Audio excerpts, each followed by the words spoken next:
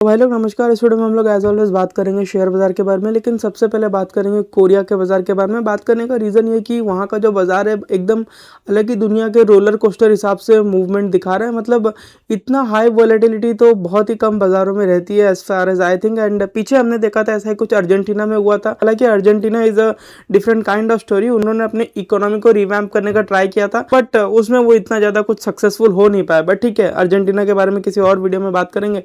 इस वीडियो में हम लोग बात करेंगे कोरिया के बारे में। असल में कोरिया में हो क्या रहा है, कोरिया में ना बोलते हैं कि लेवरेज ईटीएफ में इतना ज़्यादा ट्रेडिंग हो गया है कि उनका जो मार्केट वॉलेटिलिटी है उन ईटीएफ्स के वजह से बहुत हाईली इंक्रीज हो चुका है। ठीक है, जैसे कि हम देखे थे 10 पॉइंट नीचे, 5 पॉइंट ऊपर, कभी 5 पॉइंट नीचे, कभी 5 पॉइंट ऊपर। एंड जो 10 पॉइंट का लोअर सर्किट में जब आपका मार्केट जाता है ना, वो दुनिया भर में हेडलाइन क्रिएट करता है। एंड एक बार के लिए फिर लोगों के मन में पैनिक आता है कि भाई 10 पॉइंट का एक लोअर सर्किट लग गया, अब क्या करना चाहिए हमको, समझ रहे हो। क्योंकि जैसे कि आपको यहाँ पे 4 जून याद होगा, जो एग्जिट पोल को बोला गया था कि सूटअप करेगा, हमारे होम मिनिस्टर जी ने बोला था ले लो सूटअप करेगा, फिर पैंट उतर गया। लोगों का बात अलग है, क्योंकि लोगों ने सट्टा किया था एफएनओ में, जीरो हो गया, नील बट्टा का टैक्स हो गया उनका। तो वैसा ही कुछ तामझाम जो है कोरिया में भी हुआ था। ठीक है, लेकिन यहाँ पे प्लस पॉइंट क्या था, हमारे यहाँ पे लोअर सर्किट लगा नहीं, लेकिन कोरिया में लोअर सर्किट लग गया था। यानी कि सामने की तरफ सिर्फ सेलर्स थे, कोई बायर था ही नहीं, समझ रहे हो। तो ये टाइप का सिचुएशन असल में कोरिया में क्रिएट क्यों हुआ। कोरिया में ये चीज़ इसलिए क्रिएट हुआ क्योंकि वहाँ का जो रेगुलेटर है, जैसे कि हमारे यहाँ पे सेबी है, वहाँ पे उनका कोई एक रेगुलेटर होगा। वहाँ का रेगुलेटर बोलता है कि हमारे जो लोग हैं बहुत ज़्यादा सट्टा कर रहे हैं लेवरेज प्रोडक्ट में। जैसे कि आपको पता होगा कि कोरिया का जो मार्केट है वो सिर्फ दो ही, या चलो आप बोल सकते हो कि 4 कंपनी चलाता है। ठीक है, 4 कंपनी नहीं, 4 कॉर्पोरेट्स मिलके पूरा का पूरा कोरिया मार्केट को टान रखे हैं। एलजी और एसके हाइनिक्स, सैमसंग और एक तो कौन सा कंपनी था, ह्यूंडई का अलग अलग कंपनी लिस्टेड है कोरिया में। लेकिन हम लोग के लिए तो वो सिर्फ ह्यूंडई मोटर्स ही हम लोग को पता है, लेकिन ह्यूंडई और भी अलग अलग बिजनेस वेंचर्स में अपना पैर पसारा हुआ है। ठीक है, और उन सब वेंचर्स को कोरिया में लिस्ट करा रखा है। तो बेसिकली ये 4 कंपनी बोलते हैं कि लगभग 70 to 80% Korea market capitalisation hold करके रखे हैं। ठीक है, तो कोरिया का रेगुलेटर क्या बोला कि हमारे यहाँ पे जो लोग हैं हैवीली सट्टा कर रहे हैं और थोड़ा बहुत सट्टा करना हमको कम करना चाहिए। मतलब रेगुलेटर ने ये नहीं बोला कि हम जो है सट्टा बंद कर देंगे। जैसे कि हमारे यहाँ पे जब लोग एफएनडो करते थे, सेबी आके बोल दिया कि अब हम लॉट साइज बढ़ा रहे हैं, अब हम मार्जिन सिस्टम बंद कर रहे हैं। पहले अगर आप ऑप्शन में कुछ काम करते थे, रदर सेल साइड में अगर ऑप्शन में काम करते थे, आपको लेवरेज रदर मार्जिन बहुत कम देना पड़ता था। लेकिन अभी के टाइम में आपको अगर नेकेड ऑप्शन सेल करना है तो अराउंड 1 लाख रुपए के आसपास को तो मार्जिन लगता है। लेकिन पहले वही कम 15-20 हज़ार मैक्स उतना में लग के हो जाता था। हालांकि अभी भी कुछ अलग अलग सिस्टम हो गया है कि अगर आप हेज लोगे तो आप एक की जगह 2 शायद बेच पाओ, क्योंकि फिर आपका मार्जिन रिक्वायरमेंट कम हो जाता है। एनीवेज ये ऑप्शन का मास्टर क्लास नहीं है, कभी और हम लोग बात करेंगे। वैसे we are near to making 1 lakh rupees, first 1 lakh rupees from F and O. तो जब वो कंप्लीट हो जाएगा तब मैं उसके ऊपर वीडियो बनाऊंगा कि कैसे क्या मैंने काम किया एंड कैसे क्या मेरे को लर्निंग मिला। क्योंकि यार ऑप्शन एक तो ऐसा चीज़ है, आप 1 लाख बना रहे हो एंड एक दिन ऐसा आएगा जब 1 लाख गायब हो जाएगा। 1 लाख क्या 2 लाख भी गायब हो सकता है, आप 1 लाख नेगेटिव हो जाओगे। तो ज़्यादा उछलना सही नहीं है। बट हाँ, कुछ लोगों को लगता है कि हमको कुछ एफएनडो के बारे में पता नहीं, इसलिए हम एफएनडो करते नहीं है। पता सब कुछ है, बट पता है कि उसमें कुछ होने नहीं वाला। आपका एज जो है वो जल्दी ऊपर की तरफ बढ़ने लगेगा, आपका मौत जल्दी हो जाएगा, आप जल्दी मर जाओगे अगर एफएनडो वगैरह के चक्कर में पड़ते हो तो। ठीक है, क्योंकि बहुत सारा उसमें दिमाग लगाना है, डाउ कहाँ खुल रहा है, डाउ कहाँ बंद हो रहा है, नैस्डैक में क्यों क्रैश आ गया। लेकिन अगर आप इन्वेस्टिंग करते हो तो वो सब झमेला नहीं है। एंड एट दी एंड अगर कोई 1 साल आपका खराब निकल गया ना, आपने एफएनडो में इतना साल तामझाम करके जो भी रुपया पैसा कमाया होगा, वो नील बट्टा का टैक्स शायद से म्यूचुअल फंड के भी नीचे हो जाएगा वो रिटर्न। ठीक है, क्या पता आप नेगेटिव भी हो जाओ, क्या पता आपका कैपिटल उठ जाए। तो इसलिए मैं पर्सनली एफएनडो से दूर रहता हूँ। But just to prove myself कि भाई कमअकल आदमी नहीं है हम लोग, एफएनडो के खिलाफ इसलिए है क्योंकि एफएनडो के खिलाफ ही रहना चाहिए। मेरे को लगता है कि अगर आप किसी भी म्यूचुअल फंड में पैसा डालोगे in a longer duration, you will easily make more returns than doing F and O trading by yourself. तो इन सब चीज़ों को आप लोग माइंड में रखो। बट एनीवेज हम लोग आते हैं कोरिया के बाजार में।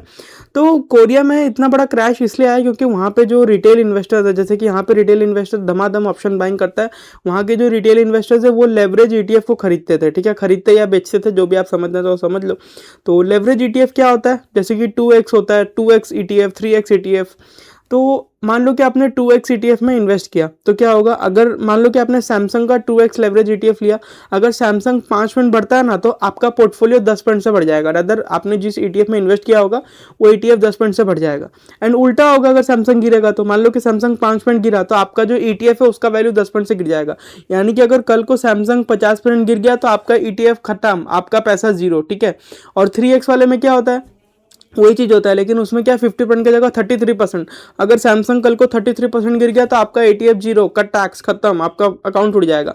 लेकिन उल्टा भी होगा, अगर बढ़ेगा तो आप चांदी चांदी बन जाएगा आपका, तो मतलब आपका चांदी भी सोना बन जाएगा अगर ऊपर की तरफ चला तो। अगर मान लो कि वो 10 पॉइंट चला तो आपका ETF 30 पॉइंट ऊपर हो जाएगा। तो वही होता है 2x 3x ETF, ठीक है। तो वहाँ का रेगुलेटर बोल रहा था कि बहुत ज़्यादा स्पेकुलेशन बढ़ गया है, लोग सट्टा कर रहे हैं। ये नहीं बोला था कि हम बंद करने वाले हैं ETF को, अब हम ETF को इलीगल घोषित कर देंगे ना, जैसे कि हमारे यहाँ पे हुआ था, उल्टा ही कहानी चला था, जो कि अभी मैं आपको एक्सप्लेन किया। लेकिन जस्ट एक पिंच से कि भाई ETF के बारे में तुम ऐसे कैसे बोल दिए, स्पेकुलेशन के बारे में तुम ऐसे कैसे बोल दिए, वहाँ का बाजार जो है खटाक से 10 पॉइंट के लोअर सर्किट में बैठ गया। ये हमको क्या बोलता है, ये हमको ये चीज़ सिखा रहा है कि भाई जब आपके अराउंड बहुत ज़्यादा ओवर हाइप हो जाए कोई भी चीज़, चाहे वो गोल्ड हो, सिल्वर हो, इवन स्टॉक्स हो, भले ही अगर आप कोरिया का बाजार देखोगे तो उनका PE रेशियो ज़्यादा नहीं है एज कम्पेयर टू इंडिया। अगर आप देखोगे तो उनका प्राइस अर्निंग रेशियो ज़्यादा नहीं है। आप सर्च करना गूगल में कॉस्पी पी रेशियो और उसके बाद आप निफ्टी का पी रेशियो देखना, ऑलमोस्ट सेम मिलेगा या कोरिया का बाजार सस्ता ही होगा। बट स्टिल वो नीचे की तरफ क्यों गिरा, क्योंकि भाई वो बहुत ज़्यादा ओवर हाइप था। मतलब अगर आप देखोगे तो विद इन 2 ईयर्स कोरिया का बाजार अराउंड 150-200 पॉइंट के आसपास भागा था। तो जहाँ पे थोड़ा सा पिन एक तो फटा, पिन एक तो लगा, बैलून का थोड़ा सा हवा निकल गया, बबल फटा नहीं लेकिन हवा थोड़ा सा निकल गया, थोड़ा सा ढीला हो गया।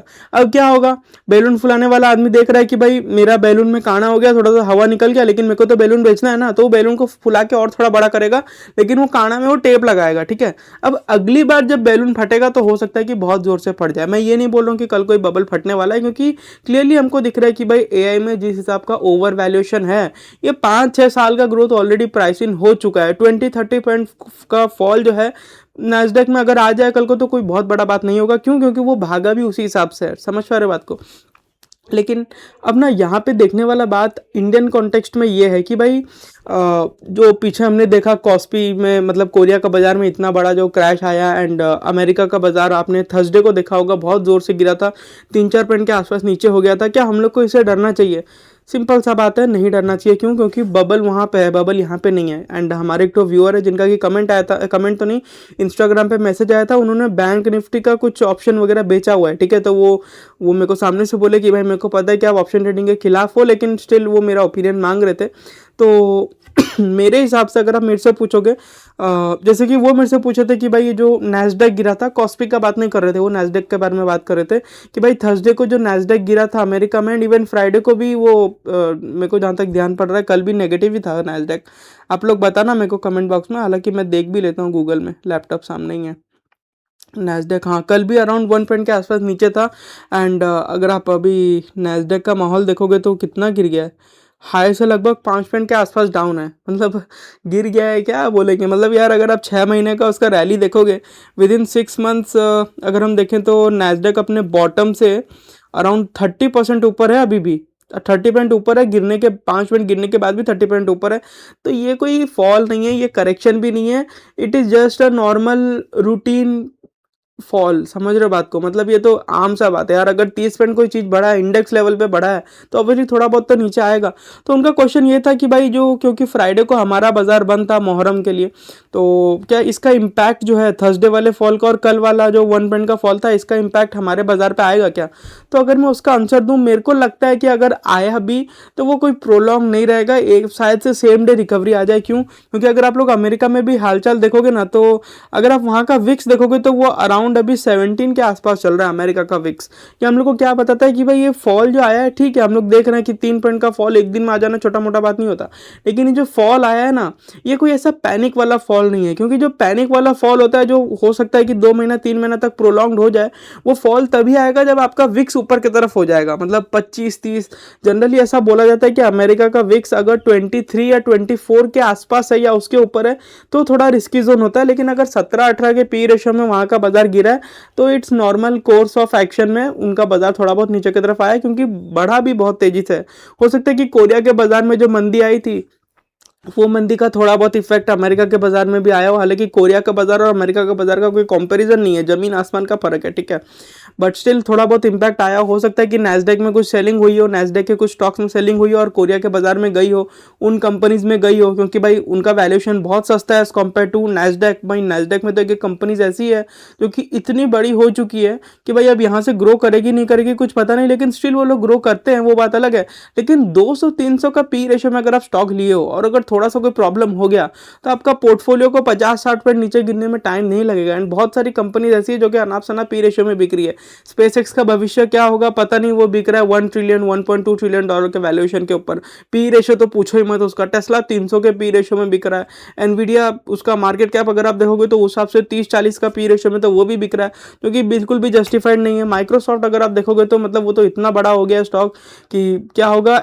अगर आप देखोगे तो माइक्रोसॉफ्ट असल में एआई कंपनी है भी नहीं, एट द सेम टाइम है भी। उसका जो एक तो माइक्रोसॉफ्ट बिंग करके एक तो कोपायलट और बिंग करके, नहीं नहीं माइक्रोसॉफ्ट बिंग तो शायद उनका वेबसाइट है, हाँ मतलब उनका वेबसाइट नहीं, उनका सर्च सर्च इंजन है, हाँ जैसे कि गूगल का क्रोम है ना, वैसे बिंग है शायद से उनका।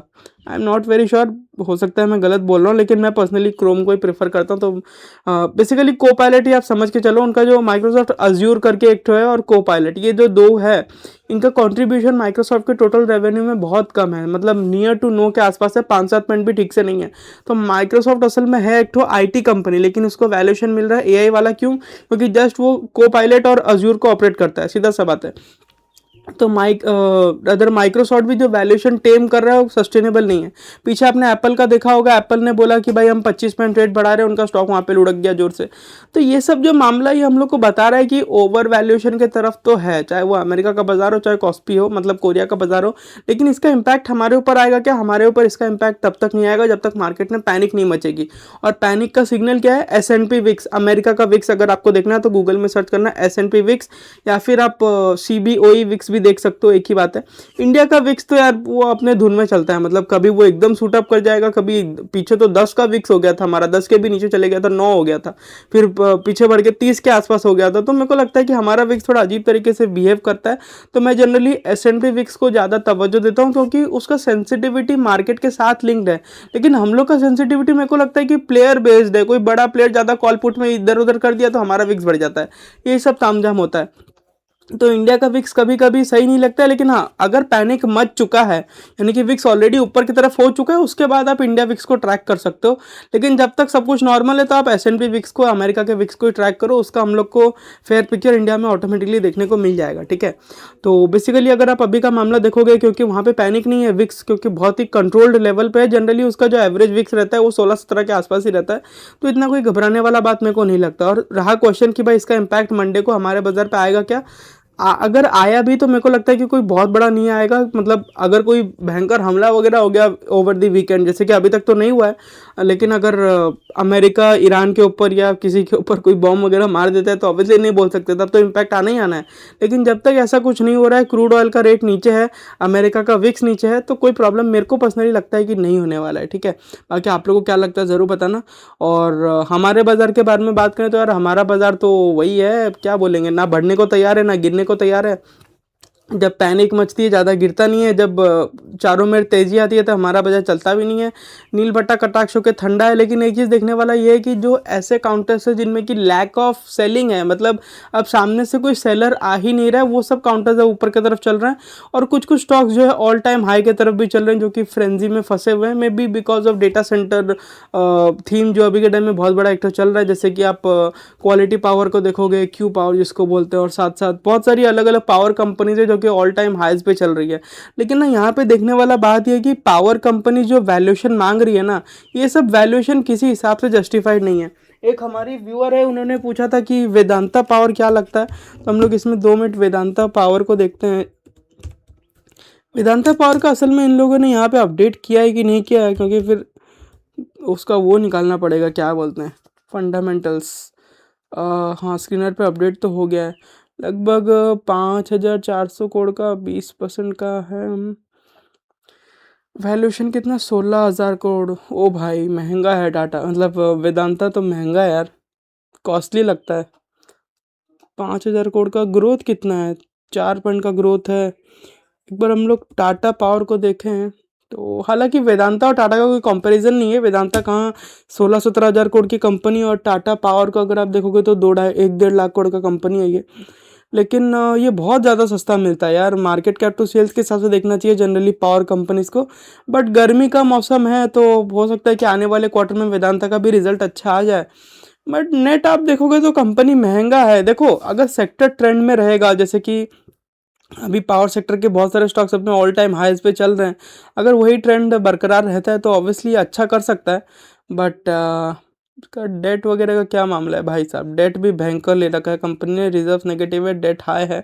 तो ये सब कंपनी आप बोल सकते हो कि रिस्की है। अगर मैं आपके जगह होता ना, तो अगर मेरे को ये कंपनी पसंद आती होती, क्योंकि देखो रिनाउंड ग्रुप है, Vedanta is not a small business house. हालांकि वेदांता को जनरली इन्वेस्टर फ्रेंडली नहीं बोला जाता है, क्योंकि वो पीछे बहुत ऐसा हरकत किया हुआ है जिसके वजह से इनके इन्वेस्टर को नुकसान पड़ सकता था। लेकिन एट द एंड इन्वेस्टर्स ने अपने ऊपर नुकसान आने नहीं दिया बिकॉज ऑफ वेरियस रीजंस। किसी और दिन बात करेंगे वेदांता क्या क्या बदमाशी करता था पहले।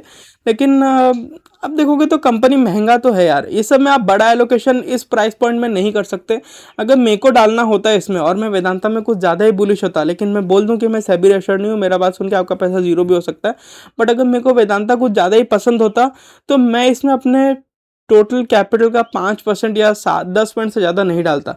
अब देखो अगर आपको एक बार फंडामेंटल्स को लेकर क्लैरिटी मिल जाए ना, स्टॉक थोड़ा ऊपर हो गया, उसके बाद आप ये रिग्रेट करने की जगह कि भाई अरे स्टॉक ऊपर हो गया, लेकिन अगर फंडामेंटल सुधर गया ऊपर होने के बावजूद या ऊपर होने के रीज़न के तहत, तो मेरे को लगता है कि अगर आप थोड़ा ऊपर भी ले लोगे तो कोई प्रॉब्लम नहीं है। जैसे कि अभी स्टॉक 42 का है, मान लो कि कल को 60 का हो गया, अगर आप 60 में भी ले लोगे तो कोई प्रॉब्लम नहीं है, अगर आपको क्लैरिटी मिल रहा है तो। लेकिन अगर क्लैरिटी नहीं मिल रहा है भाई, अगर आप 30 में भी ले लोगे तो 30 का चीज़ हो सकता है 20 हो जाए, कल को 10 हो जाए, किसको पता। तो वो हिसाब से देखना चाहिए। एंड अगर आप हिस्ट्री उठा के देखोगे तो पावर कंपनीज का जो हिस्ट्री है वो इंडिया में अच्छा नहीं रहा है। बहुत सारी पावर कंपनीज है जो कि बर्बाद हुई है। आप चाहे आरकॉम को देख लीजिए, चाहे आप अपना वो जेपी को देख लीजिए, जेपी पावर, और भी बतेरी पावर कंपनीज थी जिनका पूरा अवस्था खराब हो गया। एंड एनटीपीसी टाटा पावर जैसे स्टॉक्स तो कितने ही सालों तक चलते ही नहीं थे, मतलब 7-8 8 10 10 साल तक उन्होंने कोई रिटर्न बना के नहीं दिया था।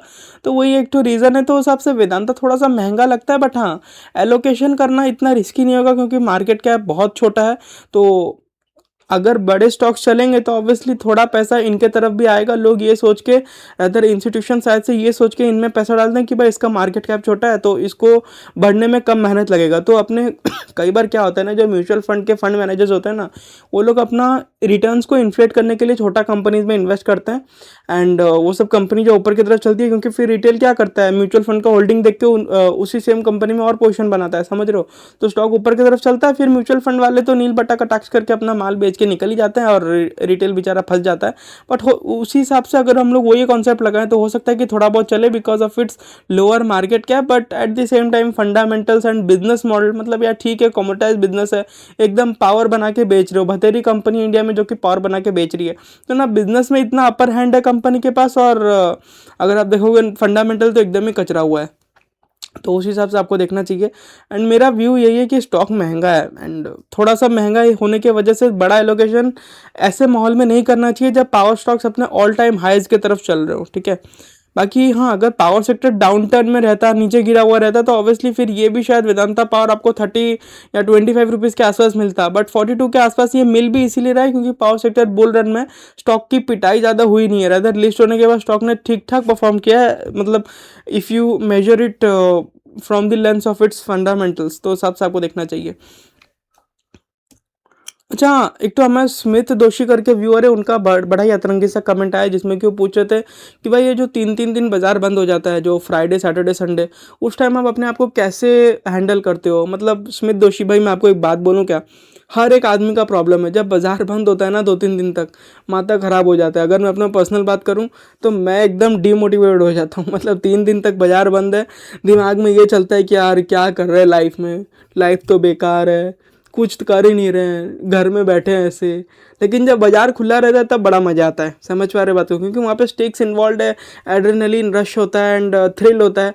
लेकिन बाजार बंद होता है एंड स्पेसिफिकली 3-3 दिन तक कंटिन्यूसली बंद हो जाए, तब भाई सही में मेरा तो मन ख़राब हो जाता है। एकदम लगता है कि क्या यार, क्यों, क्या कर रहे हैं लाइफ में, इस टाइप का फीलिंग आता है। बट हाँ, जब बाजार खुला रहता है तब अच्छा महसूस होता है। एंड इन्होंने मेरे से पूछा कैसे डील करें इस सिचुएशन से। डील नहीं कर सकते भाई, if you are a stock market guy, इस सिचुएशन से आप डील कर ही नहीं सकते। तो उस हिसाब से आपको देखना चाहिए। हालांकि जैसे कि थर्सडे को बड़ा क्रैश आया था बाजार में, अमेरिका के बाजार में, तो फ्राइडे को हमारा बाजार बंद था, तो उसका एक तो छोटा सा खुशी भी होता है कि चलो भाई बच गए, बाजार बंद था, सोमवार को जो होगा देखा जाएगा। तो वो भी एक तो खुशी वाला बात है। बट हाँ, जो फीलिंग आपको आता है ये फीलिंग मेरे को भी आता है, तो वही हिसाब से देखना चाहिए। बाकी तो यार इस वीडियो में इतना ही रखते हैं। आई होप आप लोगों को वीडियो पसंद आया होगा। एक बार देख लें कि बजाज ऑटो का वो निकल के आ गया क्या अप्लाइंग डेट्स। जहाँ तक मेरे को पता है अभी तक तो नहीं निकला है, बट स्टिल एक बार चेक कर लेते हैं। ना, बजाज ऑटो का अभी तक नहीं निकला है। तो यार ठीक है, इतना रखते हैं इस वीडियो में। आई होप आप लोग को वीडियो पसंद आया होगा। एंड बड़ा लंबा हो गया video, so I am very sorry for that. लेकिन कई दिनों के बाद कई दिनों के बाद ऐसे मन खोल के बात किया हूँ तो अच्छा भी लगता है। फिर मुलाकात होगी अगले वीडियो में, तब तक के लिए। अच्छा हाँ, वीडियो एंड करने के पहले आप लोग इस वीडियो को लाइक और चैनल को सब्सक्राइब जरूर से करें। और हमारा टेलीग्राम चैनल को जरूर से ज्वाइन करें, जिसका लिंक आपको नीचे डिस्क्रिप्शन में देखने को मिलेगा। और उस लिंक के ऊपर आपको व्हाट्सएप चैनल का भी लिंक देखने को मिलेगा, उसको भी जरूर से ज्वाइन करें। इंस्टाग्राम का भी लिंक देखने को मिलेगा, वहाँ पर भी हमको जरूर से फॉलो करें। क्योंकि भाई यूट्यूब ज़्यादा एकदम आजकल चिड़े हुए रहते हैं, कभी भी चैनल उड़ा सकते हैं। तो कहीं ना कहीं हमारा हाथ अगर एक दूसरे से जुड़ा रहेगा तो अच्छा रहेगा। तो यार नमस्कार।